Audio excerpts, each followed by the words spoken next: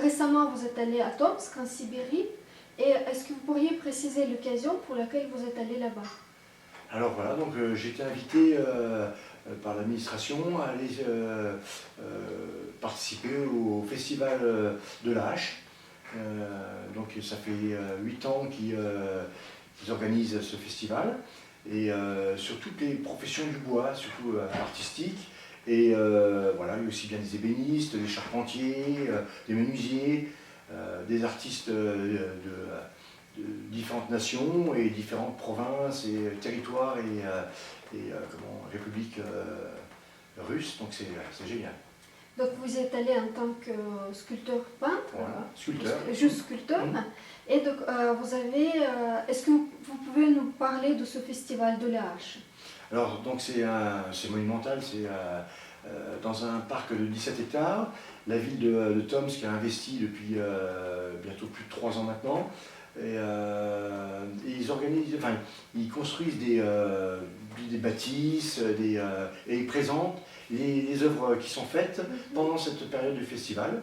Et donc ça s'agglomère d'année en année. Cette année, on était 140 participants de diverses régions et nations. Et voilà, donc moi j'étais le seul français. Il y avait des Allemands, les Finlandais, il y avait beaucoup de provinces ou territoires russes. Voilà. Et c'était exceptionnel parce qu'on travaillait vraiment dans ce parc à l'abri des cèdres de Sibérie, avec des bouleaux, tout ça et tout. Et sur 2 jours, ils ont à peu près estimé plus de 120 000 visiteurs. Donc c'était vraiment le lieu à visiter. Ah, c'est super, super. Ah, oui, oui. Et donc, vous m'avez raconté également que tous les ans, les organisateurs choisissent un thème pour ce festival. Et donc, cette année, le thème, c'était le cinéma. C'est ça, voilà, c'est ça. Ouais. Et donc, c'est en fonction de ce thème que vous avez choisi le nom de votre sculpture. Voilà, complètement. Donc, tout de suite m'est venu, quand j'ai reçu le courrier, tout de suite m'est venue l'idée de travailler sur le thème du cinéma un petit peu européen, parce que je ne connaissais pas bien le cinéma russe, voire quasiment pas. Oui.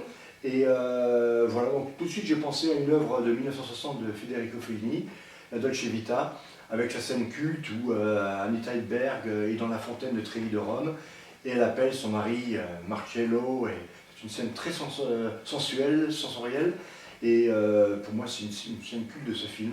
Voilà, donc j'avais une crainte parce que savoir s'il connaissait ce film. Et en fin de compte, c'est un film qui a fait grand succès dans les débuts des années 60, en Russie aussi, et qui a été aussi traduit. Et voilà. Et je voulais vous demander, est-ce que c'était votre premier voyage en Russie ou pas? Alors pour moi, c'était le deuxième. Donc je suis allé en 2001 déjà à Ekaterinbourg, en Oural, travailler sur la glace.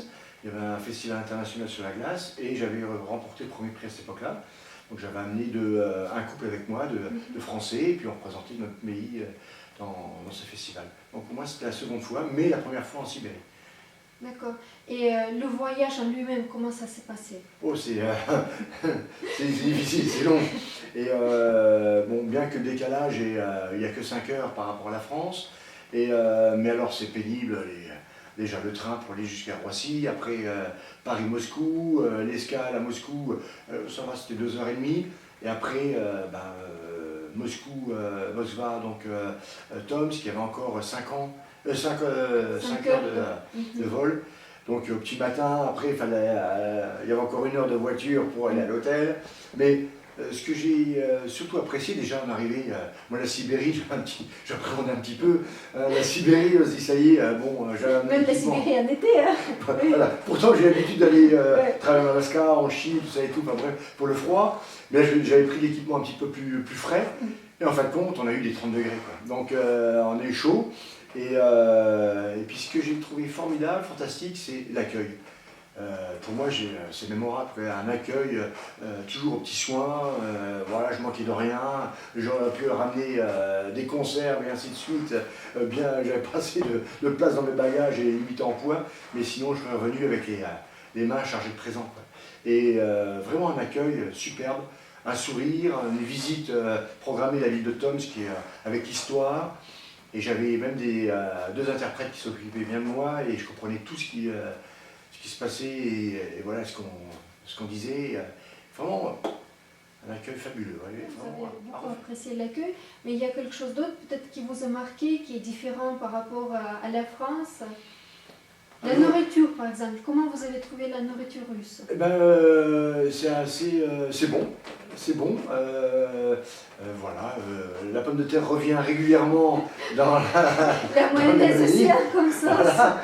Mais j'ai bien mangé. Sincèrement, j'ai tout le temps mangé vraiment plus qu'à ma faim. Et non, franchement, voilà. Voilà. Bah, merci beaucoup pour ce récit passionnant qui donne vraiment envie de partir en Russie et notamment en Sibérie. Et donc si par exemple l'année prochaine on vous invite de nouveau, vous dites oui. Ah, complètement, complètement. Et puis je vais en faire la promotion. J'espère que d'autres Taurins, d'autres Français iront là-bas parce que c'est une notoriété aussi pour le symposium, pour le festival qu'ils font. Et plus ils ont de nations, plus ça devient important.